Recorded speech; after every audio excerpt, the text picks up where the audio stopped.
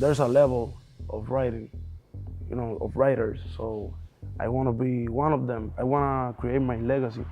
Hi, this is Myke Towers, and this is Billboard News.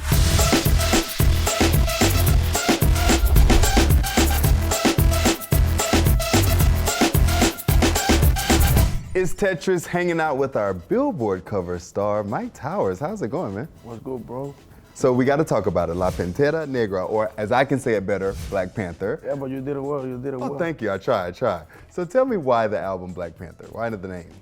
First of all, I feel like I'm a superhero whenever I'm performing or in the studio. Like when it's time to do what I do, it's like putting up the suit. I mean, you said when you did our cover that this album kind of like was a return back to who you are musically. Yeah. So what do you feel like you kind of like left that you're bringing back here? I think I left a little bit the lyricist corner.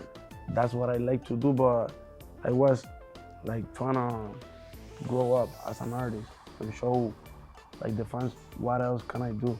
But, sometimes you gotta go back to the bottom and feel like, let's go, start again. I feel like you always do stay true to your roots, whether it's like reggaeton, rap, obviously, are the genres, but you do experiment a lot as well. Yeah. So how do you feel like you played around a little bit on this album? I always like to do different things, so I did like a reggae root vibe, like a Bob Marley flow. I did it in the album. It's called En el Mar, like in the ocean. It's like reggaeton, of course, hip hop, trap. That's the culture that made me get the love that I have for the music. But I always try to do like, I want to see the people dancing in my show, how they sing the every lyric, but I like to make them like sing melodies too. I mean, you dropped ADIVINO with Bad Bunny.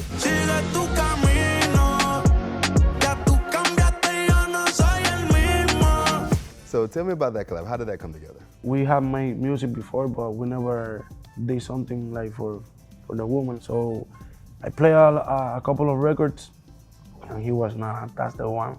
And when he listened, he told me like, I already got what I want to say. So, he's a genius making music. There's no doubt, and I'm other one too. So it's like a big song, together. Yeah. And what do you feel like? Because you guys have done other music together. So what do you feel about y'all's chemistry that works so well? He always come with the A1 game, and I always like to do the A1 game too. So he got love for the music. He knows what's hot.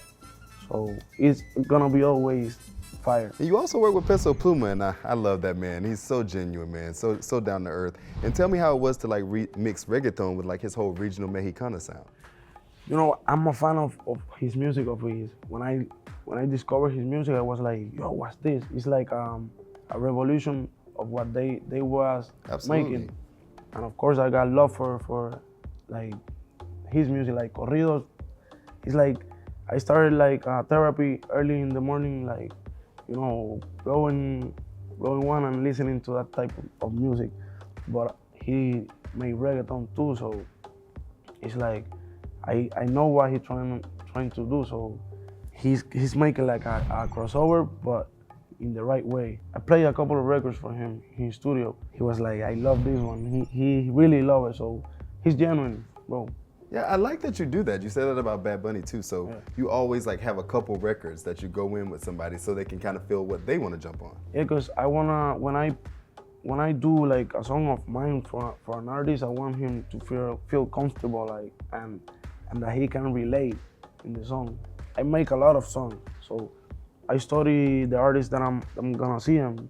I show him a couple of records. And I mean, you've worked with so many great people on this. Blanco as well. Yeah. So tell me how it was. I mean, his production is flawless. So how was that part of the studio recording? We were in a studio in LA, like a dope ass studio, like big studio. I'm like, damn, Blanco is over there. He's like another day at the office. So we did 3 songs that day, and the 3 songs are fire. But the one in the album, when something is dope, when the time passes and you play it, and it's like the same time, yeah. So that's what happened with that song.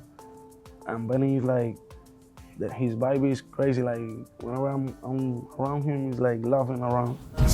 otra noche me llama, que te lo voy a hacer como si no hubiera un mañana. Is there a track that you're expecting like they're gonna be shocked by? Like what track do you like the fans aren't ready for this one? You know, now I'm making the albums and I have to think in the different categories of fans that I have.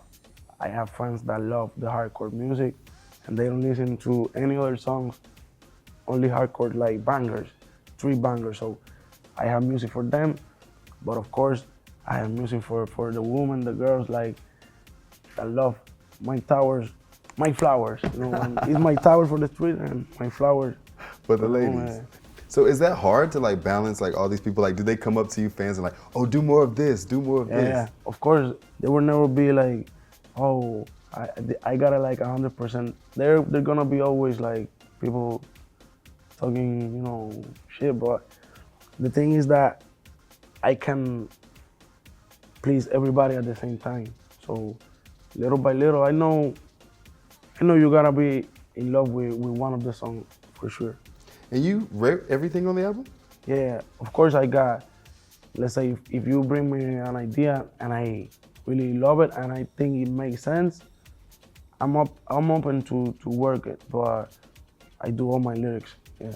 Yeah, and I've heard that you've got like notebooks and notebooks of lyrics. So yeah, since I was a little kid. How do you get that inspiration? Like where do you find the inspiration from your writing?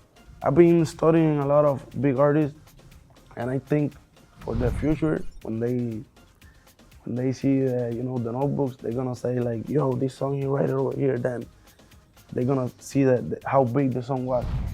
And I just do it to inspire like the new generation. Did you challenge yourself on the songwriting that write a little different this time?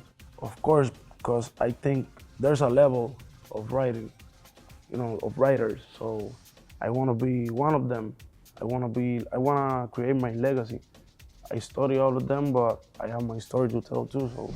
Me la como y no pregunten por qué no sé nada. Se cuestionan cómo el dinero sucio se lava. What was the challenge in the game of making this album? The challenge is daily, you know, always is a new challenge. There's a lot of new generation dropping music and they're hard. So I like to study the game and whatever I can do for our new artists, I like to help them because when I started, it was a little difficult, so I know how that feels.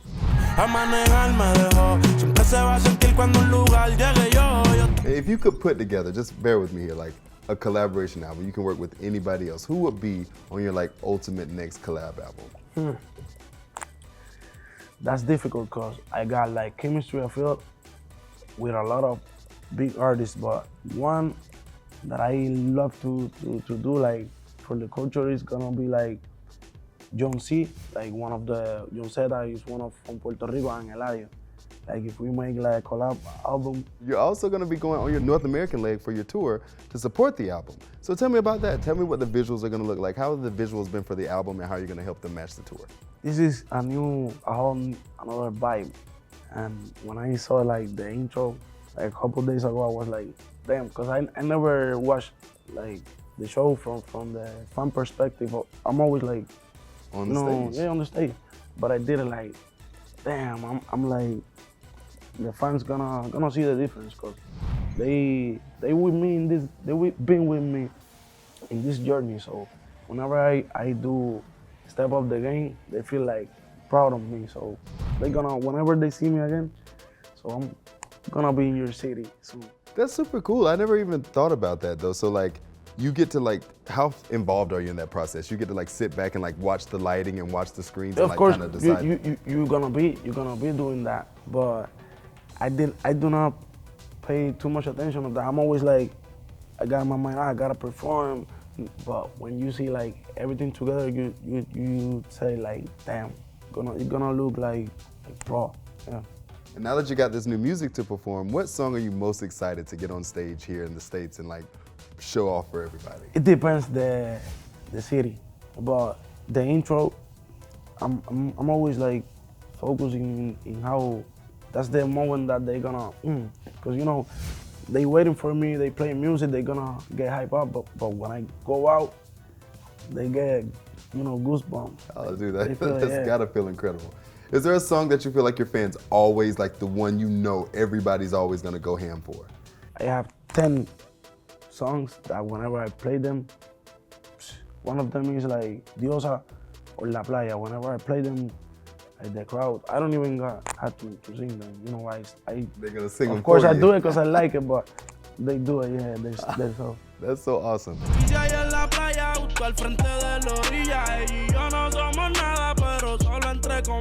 You have that connection with your fans. I feel like you are also really private. You're somebody that kind of keeps your life to yourself, but you also have the connection with them online. So how do you kind of find that balance? You have to have your private life too, because it is like crazy having everything, like every time like cameras in every place. It's like, I don't like that.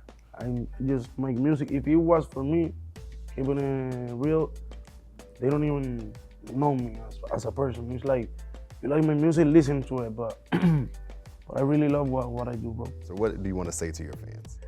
I want them like to know that I was born to make music, and that we have more stacks of music ready Notebooks full of music to blow out, you know. And whenever they see me, it doesn't matter. Like, I'm ready to blow. Like, I'm ready to make this music. So they're gonna see me like every time harder.